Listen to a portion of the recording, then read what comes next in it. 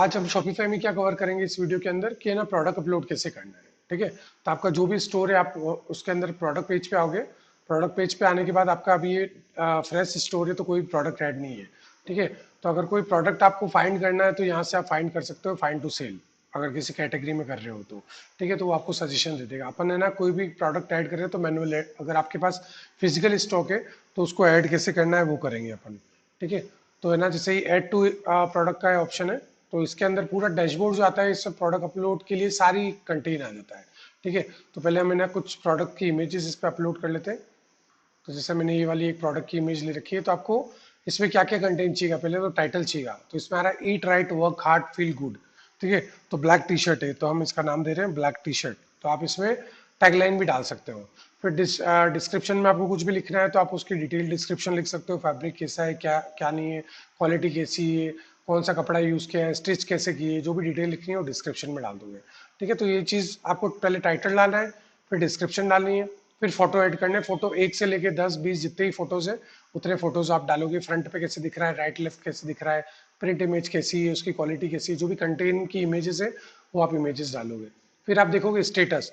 अगर ये प्रोडक्ट आप डाल रहे हो अभी आपके पास स्टॉक नहीं है लेकिन प्रोडक्ट लिस्ट करके रख रहे हो तो आपको इसको ड्राफ्ट करके रखना है ताकि प्रोडक्ट ड्राफ्ट में पड़ा रहेगा। जब स्टॉक आ जाएगा तब आप इन्वेंट्री अपडेट करोगे और इसको एक्टिव कर दोगे। ठीक है, तो हम एक्टिव रख रहे हैं ताकि हमारे स्टोर के ऊपर हम चेक कर लें।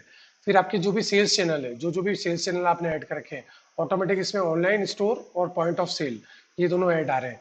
फिर अगर आप फेसबुक इंस्टाग्राम जो भी ऐप सेक्शन में जाके यहाँ पे ऐप आ रहा है, यहाँ से ऐड कर दोगे तो वो सारे सेक्शन आ जाएंगे। फिर मार्केट जो भी आपने ऐड कर रखे हैं आपकी सेटिंग्स में जाके, कि आप इंडिया के मार्केट में सेल कर रहे हो या यूनाइटेड स्टेट, तो जहाँ के सेल कर रहे हो वहाँ के मार्केट आ जाएंगे चूज। अगर उनको किसी को मैनेज करना है तो यहाँ मैनेज पे जाके चैनल और मार्केट को आप मैनेज कर सकते हो। ठीक है, ये कंप्लीट हो गया। उसके बाद आ जाता है प्रोडक्ट ऑर्गेनाइजेशन। ठीक है, तो आपको है ना प्रोडक्ट को ऑर्गेनाइज कैसे करना है, तो उसके लिए ऑटोमेटिक देखो शर्ट एंड टॉप आ गया, शर्ट डाला है तो अगर ये यहाँ पे सेलेक्ट नहीं है तो मैंने चूज कर लिया। अगर यहाँ पे कुछ सेलेक्ट नहीं है तो आपको इसको यहाँ पे ब्लैंक होगा तो आपको डालना पड़ेगा यहाँ पे कि आपको कौन सा आ रहा है। अगर टी शर्ट है तो आप शर्ट लिखोगे यहाँ पे तो ऑटोमेटिक इसकी कैटेगरी बता देगा, शर्ट एंड टॉप में आता है तो आप इसको सेलेक्ट कर लो। फिर प्रोडक्ट टाइप क्या है, टी शर्ट है तो आपको उसका टाइप बनाना पड़ेगा, टी शर्ट लिख दोगे आप।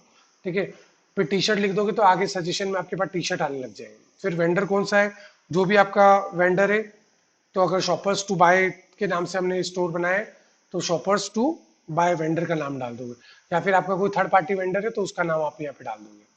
फिर कलेक्शन, कलेक्शन में अभी हमने कोई कलेक्शन नहीं बना रखा है इसमें। कलेक्शन टी शर्ट का कलेक्शन बनाएंगे तो टी शर्ट का कलेक्शन को आप उसको सेलेक्ट कर लेंगे तो ऑटोमेटिक होम पेज तो सेलेक्ट होता ही है उसके अंदर। ठीक है, फिर टैग्स है तो जो भी आपके सर्च में टैग्स आते हैं वो आप टैग्स डाल सकते हो उसके अंदर। ठीक है, जो भी आपके नाम आ रहे हैं वो आप अपना टैग्स इसमें ऐड कर सकते हो। तो टी शर्ट है, टी शर्ट डाल दिया तो ऐड हो गया। शर्ट डाला, शर्ट डाल के एंटर करोगे शर्ट ऐड हो गया। ऐसे आप 100 ऑफ टैग्स इसमें डाल सकते हो, ये आपके रिसर्च के लिए बहुत काम आता है। फिर नेक्स्ट आ जाती है इसमें प्राइसिंग। प्राइसिंग क्या डालना चाहते हो आप, तो सेलिंग प्राइस में सेलिंग प्राइस आएगी जो भी प्राइस डाल रहे हो। जैसे मैं यूएसडी में डाल रहा हूँ तो यूएस डॉलर का साइन आ रहा है, आप रुपीज में डालोगे इंडियन रुपीज में तो रुपीज का साइन आएगा। जो भी स्टोर की प्राइसिंग करोगे उस हिसाब से इसकी प्राइसिंग आएगी। तो हम इसकी प्राइस डालना चाह रहे हैं $9.99 में सेल सेल प्राइस। अब कंपेयर प्राइस मतलब कि एक्चुअल इसकी एमआरपी प्राइस क्या रख रहे हो आप। ठीक है, जैसे अगर मैं इसकी प्राइस डाल रहा हूँ $49.99, ठीक है, तो $50 इसकी प्राइसिंग है लेकिन डिस्काउंट में हम उसको अभी $9.99 में सेल कर रहे हैं। ठीक है, उसके बाद फिर कोई टैक्स अगर आपकी गवर्नमेंट टैक्स लेती है बिलिंग पे तो आपके प्रोडक्ट पे, जैसे हमारे यहाँ 18% लेती है इंडिया में, तो यहाँ पे आप चेक मार्क रखोगे charge tax on this product. तो जब चेकआउट पे कस्टमर जाएगा तो उसको टैक्स कैलकुलेट होके और आ जाएगा कि $9.99 प्लस 18% टैक्स, तो कैलकुलेट हो जाएगा इनवॉइस के ऊपर।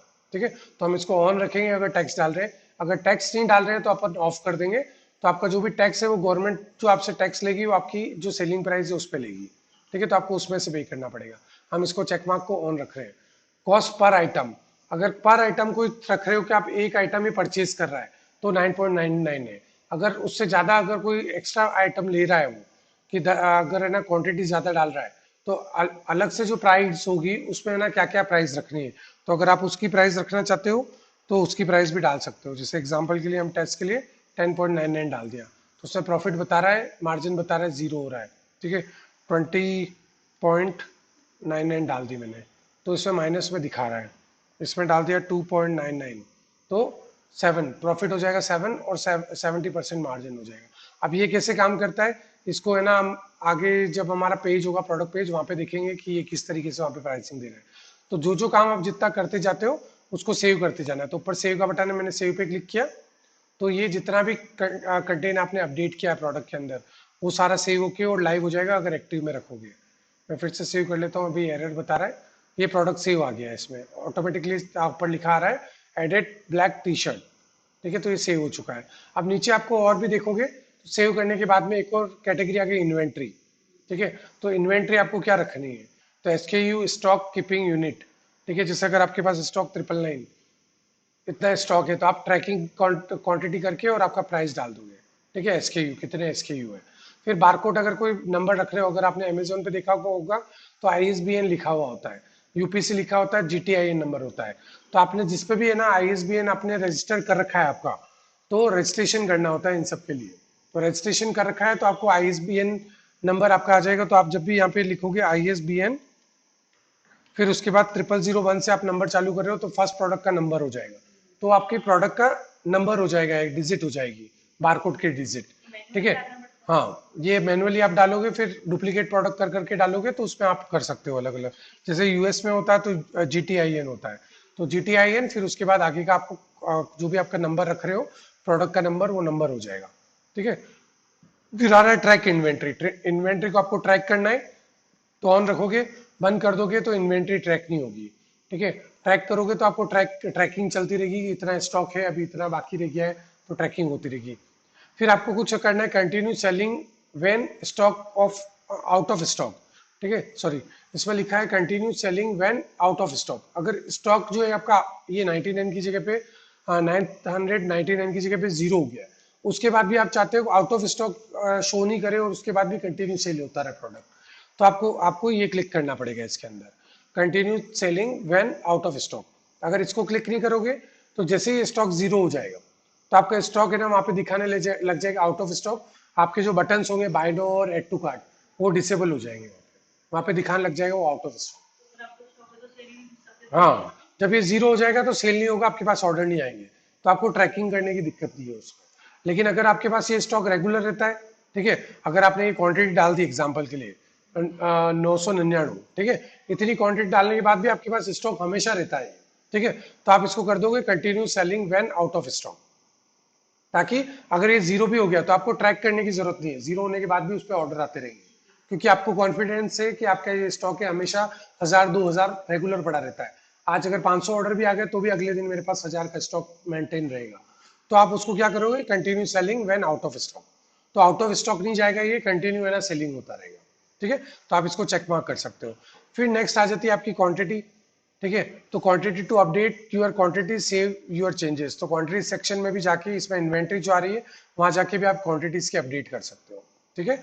उसके बाद जाते हैं शिपिंग, शिपिंग आप कहाँ कहाँ कर रहे हो, क्या प्राइस कर रहे हो। तो प्रोडक्ट शिपिंग, दो तरीके की शिपिंग है इसके अंदर, एक करते हैं फिजिकल प्रोडक्ट होता है वो, दूसरा होता है डिजिटल प्रोडक्ट और सर्विसेज। अगर आप कोई प्रोडक्ट यहाँ पे ना फिजिकल किसी को डिलीवर नहीं कर रहे हो या फिर किसी तरीके की सर्विसेज दे रहे हो जिसके अंदर किसी भी तरीके का प्रोडक्ट को डिलीवर नहीं करना है, तो आप उसमें सेलेक्ट करोगे डिजिटल प्रोडक्ट और सर्विसेज। हम कर रहे हैं ई कॉमर्स, मतलब कोई एक पर्टिकुलर प्रोडक्ट है उसको हम डिलीवर करेंगे कस्टमर को, तो वो फिजिकल प्रोडक्ट है, तो उसको हम सेलेक्ट करेंगे। फिर शिपिंग वेट, आपका जो ये प्रोडक्ट है उसका शिपिंग वेट कितना रहेगा और किस कैटेगरी में रहेगा, LB में रहेगा, OZ में रहेगा, KG में रहेगा या ग्राम्स में रहेगा, तो आप उसको वैसे सेलेक्ट करोगे। जैसे हमारा ये प्रोडक्ट है ग्राम्स में जाएगा, क्योंकि टी शर्ट का वेट अराउंड 100 to 150 ग्राम होता है, प्लस पैकेजिंग मिला के अराउंड है ना 250 ग्राम के आसपास होगा, तो हम इसको यहाँ पे कर देंगे 250 ग्राम्स, 250.0 तो ग्राम्स हो गया। तो अप्रोक्स हमारा ग्राम में रहेगा प्रोडक्ट, केजी में तो केजी सेलेक्ट करोगे, LB में तो LB, तो हम उसके हिसाब से उसका वेट डालेंगे, ठीक है। ये डाल दिया इस प्रोडक्ट का। उसके बाद आ जाता है वेरिएंट, ठीक है। वेरिएंट एक मोस्ट इंपॉर्टेंट इसके अंदर चीज है कि ये जो प्रोडक्ट है अभी ब्लैक कलर का टी शर्ट है, ठीक है, ब्लैक पे व्हाइट फाउंट लिखे हुए हैं। अगर आपके पास अलग अलग कलर की टी शर्ट है, जैसे कि व्हाइट टी शर्ट के ऊपर ब्लैक फाउंट है, फिर रेड टी शर्ट है उसके ऊपर ब्लैक फाउंट है, इस तरीके से अलग अलग वेरिएंट है। वेरिएंट है तो आपको क्या करना है, फिर वेरिएंट्स में जाना है। जब वेरिएंट्स में जाओगे आप तो ऑप्शन पे क्लिक करोगे तो आपके पास किस किस तरीके के कलर्स है इस टी शर्ट के, तो जैसे आप यहाँ पे डालोगे तो ऑप्शन आ जाएगा, इसमें आप कलर्स की जगह पे ये भी लिख सकते हो कि चूज कलर, ठीक है। तो एक ऑप्शन मिल जाता है उनको कि चूज कलर यहां से करना है, ठीक है। तो नेक्स्ट वीडियो में हम कवर करेंगे कि ऑप्शन वेरिएंट्स हमको है ना कैसे कवर करने हैं, ठीक है, कि वेरिएंट्स को हमको किस तरीके से समझ रहे हैं।